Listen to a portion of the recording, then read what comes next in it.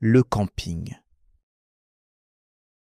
Je me souviens très bien de ce week-end d'été, parce que c'était la première fois que je partais camper avec mes parents dans une forêt loin de la ville.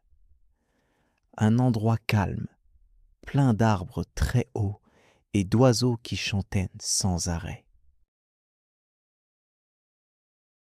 Nous étions tous très contents, car mon père adore faire du feu de camp, ma mère aime préparer le repas dehors, et moi, j'étais heureux de dormir sous une tente pour la première fois de ma vie. Le trajet en voiture a été un peu long, mais la route était belle. Nous avons vu des champs jaunes, des rivières qui brillaient au soleil, et même un renard qui a traversé la route très vite. Quand nous sommes arrivés au camping, le soleil commençait à descendre lentement derrière les collines. L'air sentait le bois, la terre et la résine des pins. Mon père a choisi un endroit plat pour monter la tente, pendant que ma mère rangeait les sacs et préparait le dîner. Moi, je voulais explorer un peu autour. Alors j'ai demandé la permission de marcher quelques minutes dans la forêt, pas très loin du camp. Mes parents ont accepté, mais ma mère m'a dit d'une voix un peu sérieuse de ne pas aller trop loin, parce que la forêt était très grande et qu'on pouvait facilement se perdre si on ne faisait pas attention. Je suis donc parti avec une petite lampe de poche dans ma main, même si le soleil brillait encore un peu.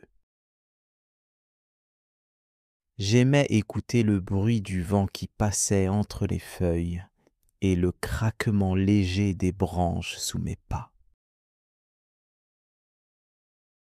C'était à la fois paisible et un peu étrange, car il n'y avait personne autour de moi, seulement des arbres immenses et le chant régulier des cigales.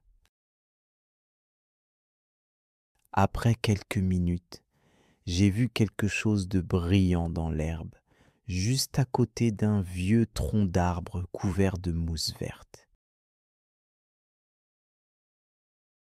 Je me suis approché doucement et j'ai découvert un petit objet rond, très ancien, comme une montre sans aiguille. L'objet était froid, un peu lourd, et il avait des symboles étranges gravés sur le métal, des signes que je n'avais jamais vus. J'ai pensé que c'était peut-être un vieux bijou ou un souvenir perdu par un autre campeur. Je l'ai mis dans ma poche en me disant que je le montrerais à mes parents plus tard. À ce moment-là, le vent s'est mis à souffler plus fort et les branches des arbres ont commencé à bouger d'une manière un peu inquiétante. J'ai soudain eu envie de retourner vite au camp parce que la lumière du jour diminuait et que je ne voulais pas rester seul dans la forêt. Quand je suis revenu, le feu brûlait déjà doucement et l'odeur des saucisses grillées remplissait l'air. J'ai raconté à mes parents que j'avais trouvé un objet mystérieux, mais ils ont simplement souri. Mon père a dit que c'était sûrement une vieille montre cassée, et ma mère a ajouté qu'il ne fallait pas trop s'inquiéter pour une chose si banale. Pourtant, cette nuit-là, quand je me suis couché dans la tente, j'ai eu un peu de mal à dormir. J'entendais des bruits dehors, comme des pas légers dans les feuilles, et parfois, J'avais l'impression que l'objet bougeait un peu dans ma poche de sac de couchage. Le lendemain matin, je me suis réveillé très tôt, avant même que le soleil ne se lève complètement. Tout le camping était encore silencieux, et j'ai voulu sortir un peu pour respirer l'air frais. Le feu du camp était éteint, la rosée couvrait l'herbe, et une légère brume flottait entre les arbres. En marchant près de la rivière, j'ai sorti l'objet de ma poche pour le regarder à nouveau à la lumière du matin. Étrangement, les symboles semblaient un peu différents, comme s'ils avaient bougé pendant la nuit. J'ai pensé que c'était peut-être un effet de la lumière, mais j'ai senti un petit frisson dans mon dos. Soudain, j'ai entendu un bruit derrière moi, un craquement sec, comme si quelqu'un marchait sur une branche. J'ai tourné la tête, mais il n'y avait personne. Pourtant, je sentais une présence, quelque chose d'invisible mais très proche. J'ai rangé rapidement l'objet dans ma poche et je suis revenu vers la tente un peu inquiet. Quand mes parents se sont réveillés, j'ai voulu leur raconter ce que j'avais ressenti, mais je n'ai rien dit parce que j'avais peur qu'ils se moquent de moi. La journée s'est passée tranquillement. Nous avons fait une promenade, puis nagé un peu dans la rivière. Mais à chaque instant, je pensais à l'objet. Quand je le touchais, il devenait légèrement chaud, comme s'il était vivant.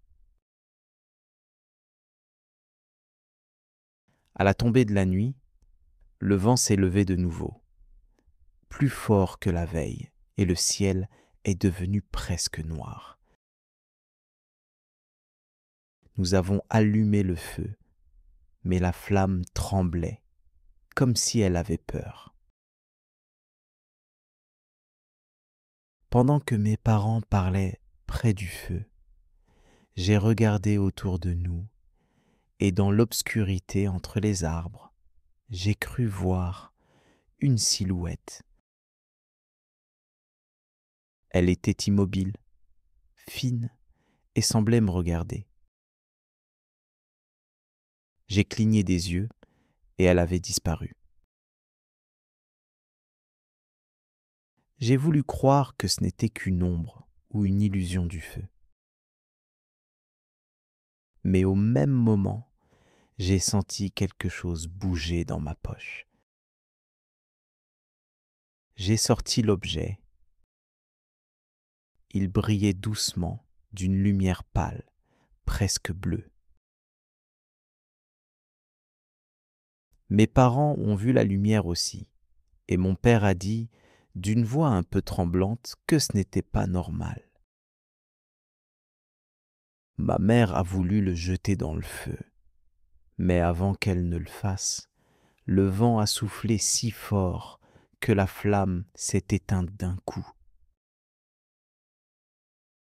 Pendant quelques secondes, tout a été noir.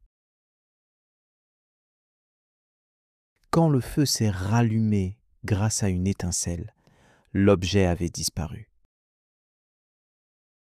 Nous avons cherché partout, mais nous ne l'avons jamais retrouvé. Cette nuit-là, personne n'a dormi. Nous avons quitté le camping à l'aube, sans dire un mot. Depuis ce jour, chaque fois que je ferme les yeux, j'entends encore le bruit du vent dans cette forêt et je me demande ce qu'était vraiment cet objet mystérieux. Peut-être qu'il appartenait à quelqu'un ou à quelque chose qui voulait simplement le récupérer.